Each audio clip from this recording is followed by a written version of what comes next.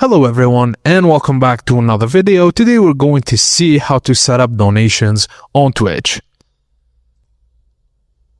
Firstly, create a login to a PayPal account.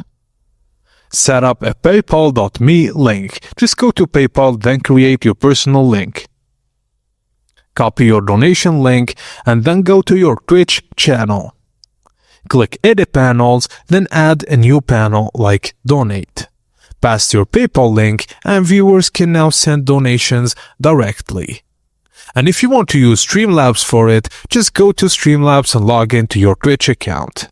Connect your PayPal account, then enable donations. Copy your donation link, then add it to Twitch. Just go to Edit Panels, Add Panel, then Paste Link. You get on-screen alerts when someone donates. And that's it guys, as simple as that. Thank you for watching and please don't forget to like and subscribe for more tips and tricks like this.